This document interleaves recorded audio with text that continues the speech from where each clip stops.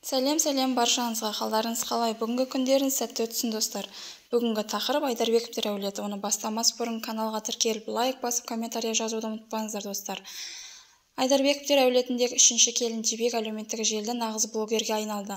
Ол қыз баланың ішкі жан дүниесімен дамуы, құндылықтары жайлы түрлі лайфхактармен бөлісіп жүр. Алайда оқырмандардың арасында Жібекті тым жас санап, оның ақылы керек емес еткісі келмейтін қыздар да кездесті. Елін сынына заңға жауап берді. Бізге өмір сүруді үйретпей қойшы, сен бар болған жақсы күйеуге шықтың, жолым болды деп жазған Жібектің оқырмандарының бірі. Осы ретте Жібектің жұбайы Заңғардың пікірін сұрады. Алайда Жібектің қандай қасиеттерін қарап таңдағанын Заңғар түсіндірді. Расымен жолы болды, бірақ шынымен келгенде менің жолым болды Жібекті алғаныма. Қатты қуаныштымын. Бір жыл бұрын екеуміз кездеспей жүрген кезде мен басқа қыздармен араласып жүрдім. Бірақ мен ойлағандай қарым-қатынас болмады. Сондықтан түсінгенім, қыз деген өзіне сенімді болу керек және өзінің құндылығын түсіне білу керек. Сол кезде еркектің оған деген қарым-қатынас дұрыс болады. Контент жасау, түсіру саған ұнайды ғой. Өзіңді еркін сезінесің, ол маған да ұнайды. Сондықтан оқуыңды, дамуыңды тоқтатпа, ол біздің қарым-қатынасқа ешқандай әсер етпейді. Негатив жазған адамдарға мән берме. Мәлімдеме жасады Заңғар. Соңына дейін тыңдағандарыңызға рахмет, сау болыңыздар. Айдарбекова из среднего жуза Конрад племени Жауғашты.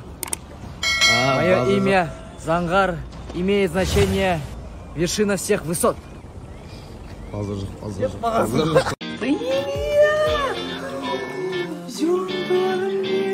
Эй, Нуралешка, это что твой? Дружок, да, новый? На Орскуже? На Орскуже есть? Где?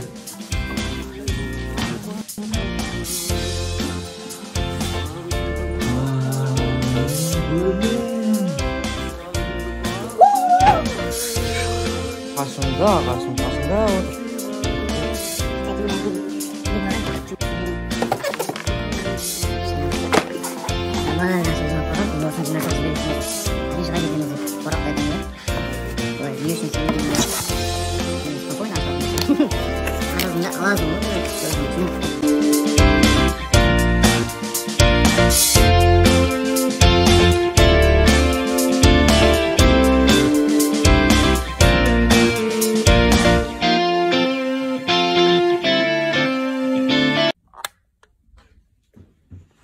Туған күніңізден. Жаным сол, маған подарок?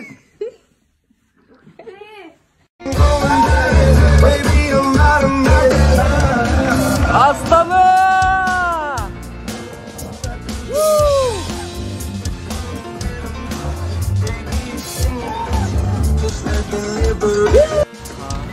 Аэропортқа келіп жетіп, досын шартып алады. Астанаға баратындар атышып. Альто, өмір сендікі, таңдауды өзің жасайсың. Кімнің сөзі дамағыла. До конца сол мнениямен придерживайтесь. Астана көріскенше. Алматы өзім жақындарын кездіріп алдым. Сен қаса қызыдан қалар ма?